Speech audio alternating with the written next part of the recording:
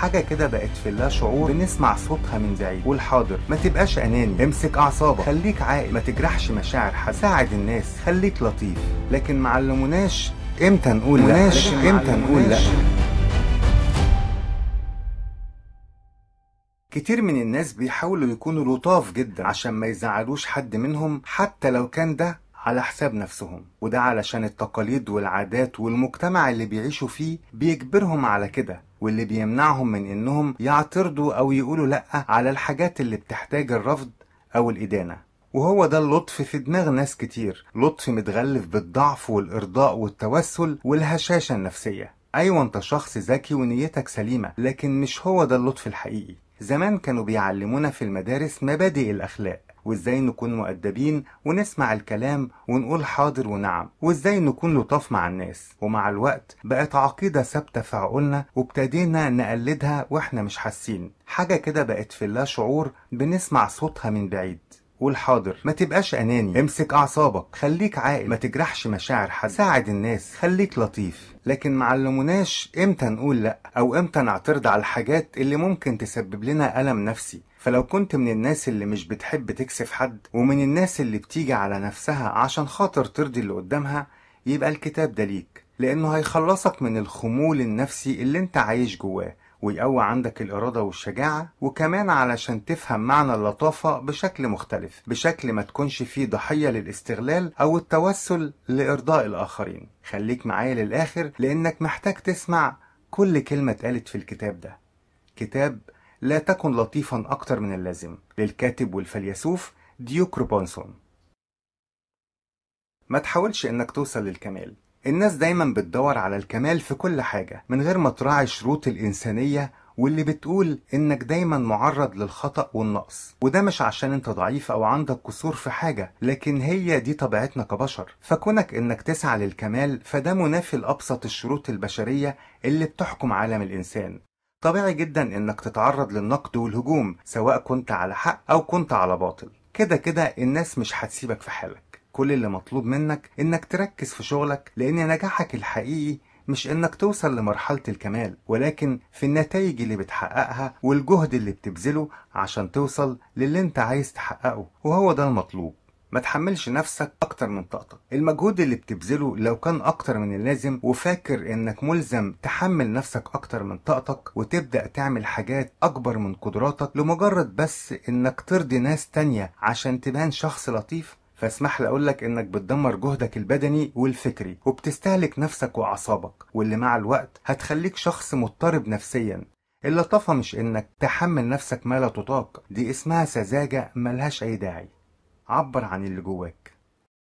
الشخص اللطيف دايما بيقع في فخ الاستغلال على ايد ناس بيستغلوه ابشع استغلال. ومن اسوأ الحاجات اللي بيستغلها بعض الناس في الانسان اللطيف هو انهم بيحولوه لشخص ملوش قرار، بحيث انه ما يقدرش يعبر او يقول اللي هو عايزه، ويتحول لآلة او وسيلة لارضاء الناس بيفقد معاها انسانيته وشخصيته. كبت الغضب. وعشان تقدر تواجه المشكلة دي لازم تمرن نفسك على بعض الخطوات اللي هتخليك تتفادى الوقوع في الفخ ده. أول حاجة هي إنك تعترف إن عندك مشكلة، لازم تقرر من دلوقتي إنك تبعد عن السلوك ده. تاني حاجة، الشخص اللي عنده لطافة مشوهة بيفتكر إنه لما يداري غضبه وما يحاولش يعبر عنه بأي طريقة إنه كده بيرضي الناس اللي حواليه، ودي مش حقيقة، لأن الغضب طبيعة إنسانية بيفرغ بيها الإنسان طاقته السلبية لما بيتعرض لموقف أو سلوك مش مقبول. لازم تعرف إن كبت الغضب ممكن يأذيك، لأنه بيتسبب في أمراض جسدية ونفسية. وهنا الكاتب بيقولك إن كبت المشاعر بيحولك لشخص عصبي مش بيقدر يتحكم في أعصابه، ده غير إنه بيعرضك لتأنيب الضمير في كل مرة بتقعد فيها مع نفسك.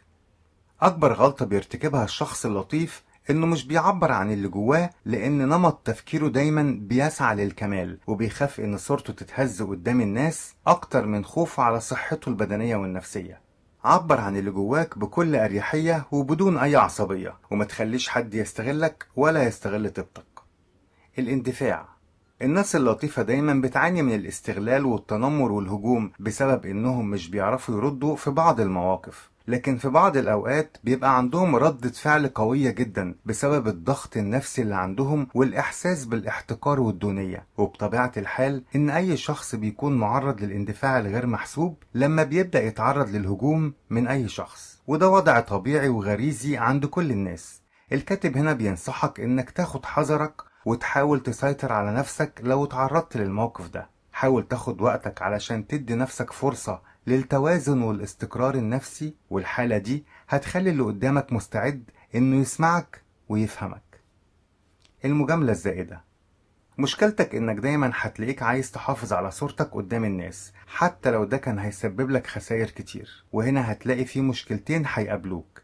الأولى إنك مش بتقدر تواجه الناس بمشاكلهم وتصارحهم باللي انت عايز تقوله، والتانية إنك بتنقي كلامك وتحاول تجامل بشكل مبالغ فيه حتى لو كان ده هيخليك ما تقولش الحقيقة. لكن لو ركزت هتلاقي إن الصدق برضو هو أساس العلاقات بين الناس، لأن الحقيقة مهما كانت صادمة لبعض الناس فهي أحسن بكتير من الخداع أو العلاقة المبنية على النفاق الاجتماعي. وده هيخليك تعيد ترتيب أفكارك من جديد عشان تبدأ تتصالح مع نفسك، عشان تقدر تكون علاقات أساسها الاحترام والصراحة بعيد عن الوهم والنفاق الاجتماعي. الصراحة عمرها ما كانت عيب، لكن العيب إننا نفتكر إن المجاملة أحسن من الصراحة. في بعض الأحيان بيتحول الشخص اللطيف لطفل بيوزع النصايح على الناس بس من غير ما يراعي أبسط شروط النصح، ودي حاجة ممكن تسبب إزعاج للناس اللي حواليه. وده على أساس إن اللي بيقدم نصيحة لازم يراعي خصوصية الناس وظروفهم والمكان اللي هم فيه. والشخص اللطيف بيكون شوية ساذج مش بياخد باله قوي من الحاجات دي، وده بيخلق نوع من النفور عند الناس من ناحيته بسبب سلوكه وطريقته في تقديم النصيحة، وده أكيد هيصعب عليه التواصل والاندماج حتى مع أقرب الناس ليه. وعشان تتجنب الصدام ده مع الناس لازم تراعي شوية شروط، زي مثلا تختار الكلام اللي بتقدم بالنصيحة وإن ما يكونش أسلوبك مباشر وصادم. كمان تختار الوقت والمكان المناسبين اللي تقدم فيهم النصيحة، يعني ما ينفعش تنصح حد قدام الناس عشان ده ممكن يسبب له إحراج. فكرة الكتاب مش إنك تكون شخص غليظ وحاد ما عندوش ذوق، لكن الكاتب هنا بيرسم حدود للطافة عشان ما تزيدش عن الحد المعقول، واللي بسببها ممكن تتحول لشخص مريض جسديا ونفسيا. وبس كده. لو عجبك الفيديو ما تنساش تعمل لايك، ولو كنت أول مرة تشوفنا اشترك في القناة وفعل زر الجرس عشان توصلك فيديوهاتنا أول بأول.